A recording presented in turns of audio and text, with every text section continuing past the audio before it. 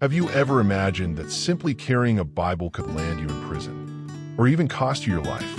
It might sound like something out of a dystopian movie, but for millions of people around the world, this is a harsh and silent reality. In some countries, believing in anything outside the dominant ideology is treated as a crime, and practicing Christianity is seen as a threat that must be erased. While many enjoy the freedom to live out their faith openly, in other places it must be hidden under pillows, buried underground, or memorized in secret, because even a single Bible verse can lead to severe punishment. The censorship is brutal, religious persecution is the law, and spiritual resistance becomes a daily act of heroism. The Bible, a source of comfort for so many, becomes evidence of apostasy, blasphemy, or subversion. In this video, you'll uncover 7 countries where Christian faith is treated as a crime. But more than that, you'll come to see how religious freedom is a treasure millions can only dream of. Get ready, some of the truths you're about to hear may shock you. And just maybe, they'll change the way you see your own faith. Even in the 21st century, there are still places where believing in something different from the system can lead to severe punishment. Religious freedom, a basic human right, is treated as a threat. In these places, the Bible becomes a dangerous symbol not because of violent content, but because it inspires faith, courage, and spiritual resistance. In many countries, it's banned, censored, and those caught with one can pay a devastating price. Religious persecution doesn't target only adults, children, and the elderly suffer too. Entire families are monitored, pressured, and forced to hide their faith as if it were something shameful. Imagine having to read the Bible at night under a blanket, terrified someone might knock on the door. Countless underground Christians do that every day, risking their lives all for love of the Word. Faith becomes almost like a secret code whispered, memorized to avoid physical evidence, and lived out in underground communities or house churches. The oppression is real, but so is the courage. This level of extreme censorship isn't confined to a few regimes. It's closer than we think. And one of the most extreme examples of this control is found in North Korea. In North Korea, the worship of the leader is absolute. The very idea of a God above the dictator is seen as a direct threat to the regime. In this environment, Christianity is viewed as an act of rebellion. Owning a Bible, even a digital one on a USB drive, is enough to result in public execution or imprisonment in forced labor camps known as Kwanliso. And that's no exaggeration. Children, parents, grandparents, entire families can be punished for the crime of a single member. The regime's police carry out surprise raids, scan electronic devices, and interrogate anyone showing suspicious behavior. Faith becomes a sentence. It's estimated that thousands of Christians are imprisoned simply for refusing to deny Jesus. And yet, faith endures. House churches rise in silence. Worship happens in whispers, and Bible verses are carefully memorized to avoid leaving any trace. It's spiritual resistance in its purest form. Despite the heavy religious persecution and totalitarian censorship, many still risk everything for just a single verse of the Bible. But North Korea isn't the only place where extreme surveillance controls belief. In Saudi Arabia, Wahhabism, an ultra-conservative branch of Islam, rules with an iron fist. In this country, religious freedom is virtually non-existent. The Bible is considered contraband, and the religious police, known as the Mutawa, patrol streets, stores, and even private homes in search of any sign of Christianity. Even wearing a cross around your neck can raise suspicion. Foreign Christians working in the country live under constant tension. They gather in secret, holding worship services in hidden apartments, almost as if committing a crime, and in a way, they are. Any religious practice outside of Islam is not tolerated. House churches are illegal, and getting caught could mean deportation, imprisonment, or worse. Yet despite all this pressure, many cling to their faith like an anchor in the storm. They share Bible verses from memory, send coded messages, and pray in silence. It's a clandestine faith, yet vibrant and unshakable. And while Saudi Arabia enforces this religious monoculture, other nations hide their own dark realities beneath a picture-perfect image of paradise. The Maldives are famous for their crystal-clear waters, luxury bungalows, and dreamlike resorts. But behind this picture-perfect paradise lies one of the most hostile environments for religious freedom. Islam is the official and only religion allowed. Any attempt to express another faith is treated as a crime, and simply possessing a Bible can lead to immediate imprisonment. Native Christians are virtually non-existent, as converting to Christianity is considered apostasy, with severe social and legal consequences. The few foreign Christians who live or work in the Maldives must practice their faith in silence. Many memorize Bible passages because carrying a physical or even digital copy can be seen as an act of provocation. And yet, faith survives. Small groups gather in secret, whispering prayers and exchanging words of encouragement. In an environment filled with censorship and surveillance, spiritual resistance stays alive. And while the persecution in the Maldives is hidden behind a tourist-friendly image, in other regions, it takes on a much more violent and direct face. In Somalia, fear has a name and a face: Al-Shabaab. This extremist Islamic group controls parts of the country and enforces its radical vision with brutality.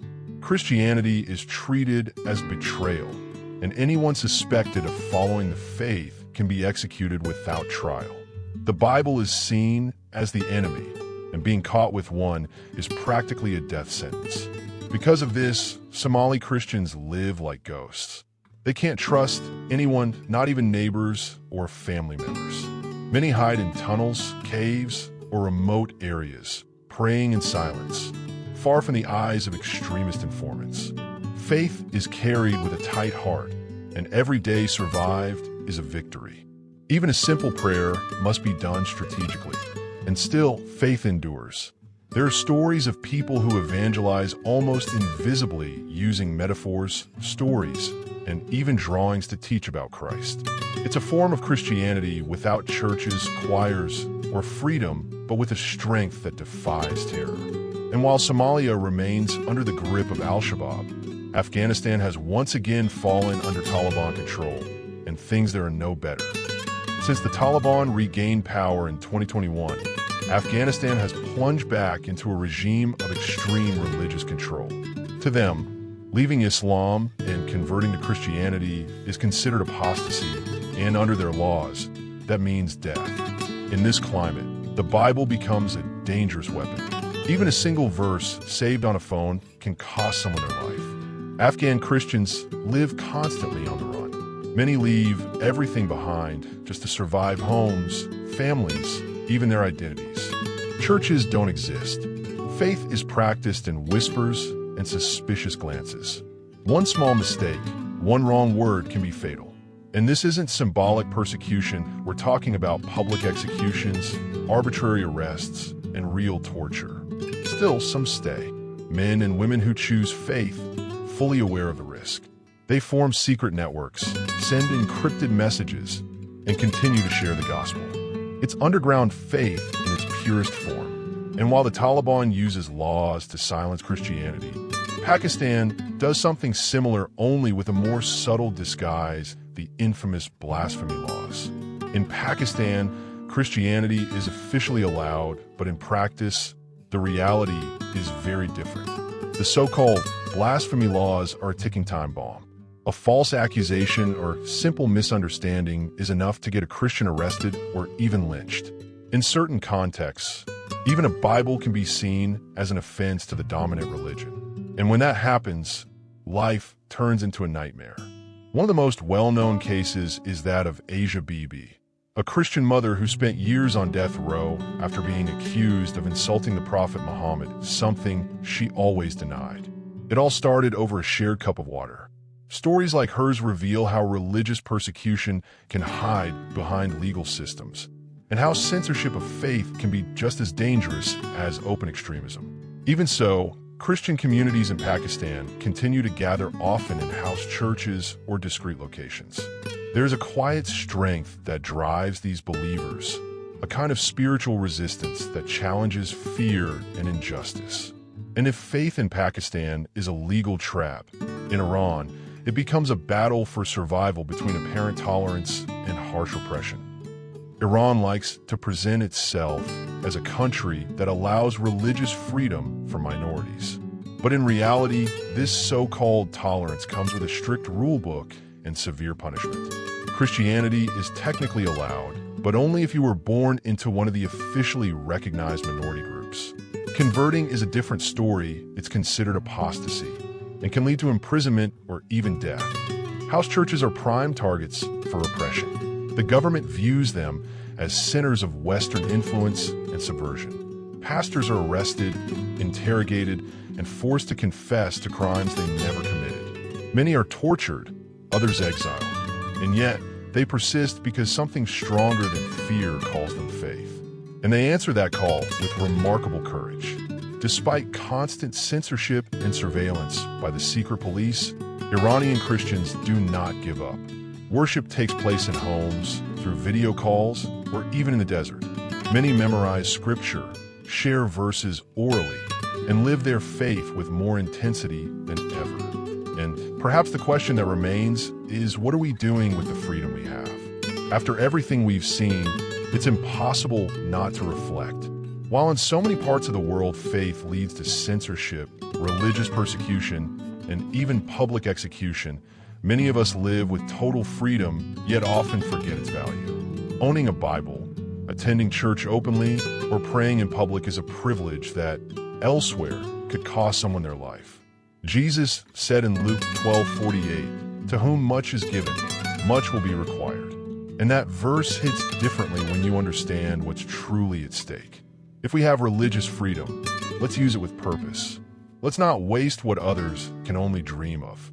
Here, faith doesn't need to be hidden, so why is it so often neglected, postponed, or taken for granted? This video isn't just a warning, it's a wake-up call.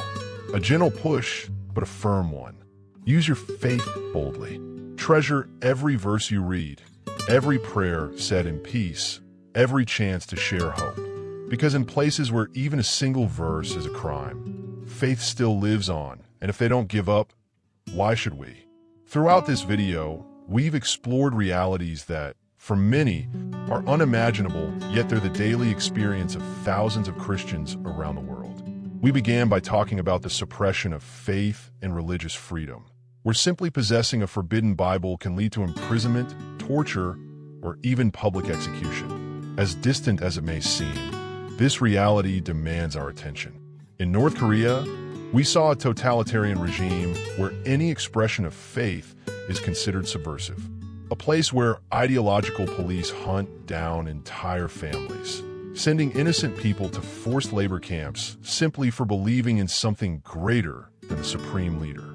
In Saudi Arabia, the Mutawa religious police harshly suppress any religion outside of Wahhabism, and foreign Christians live in constant fear, hiding their faith in house churches and secret gatherings. In the Maldives, the contrast between a tourist paradise and institutionalized religious intolerance is striking. There, Islam is the only religion legally allowed, and those who dare to profess Christianity are excluded, arrested, or closely monitored. And in Somalia, the threat is even more violent. The extremist group Al-Shabaab hunts down Christians like criminals, executing those caught with a Bible. It's a full-scale war against faith. Afghanistan, since the return of the Taliban, has become one of the most dangerous places in the world for Christians. Apostasy is punishable by death, and even a digital Bible can make someone disappear forever.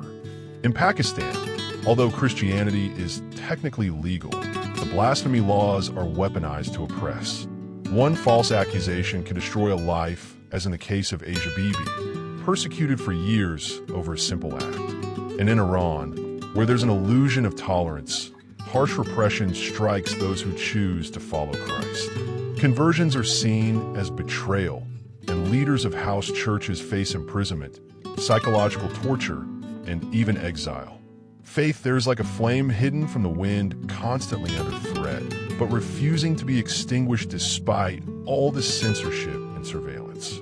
In light of all this, one unavoidable question remains: what are we doing with the freedom we have? While many live their faith as an act of courage, we have the privilege to practice ours openly, to read the Bible without fear, to sing, pray, and gather without being watched. As it says in Luke 12:48, "To whom much is given, much will be required." This is not just a story of suffering, it's a story of strength, of spiritual resistance, and of unshakable faith.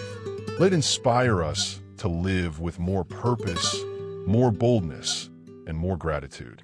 Let's value the word that so many risk everything to hold. Let's not remain silent in the face of religious persecution. With awareness and compassion, let's be a voice for those who have been silenced. If this message spoke to your heart, don't let it stop here. Subscribe to the channel, turn on notifications, and share this video with someone. May this truth awaken hearts, inspire action, and keep the flame of faith alive in freedom. And for those who still don't have it,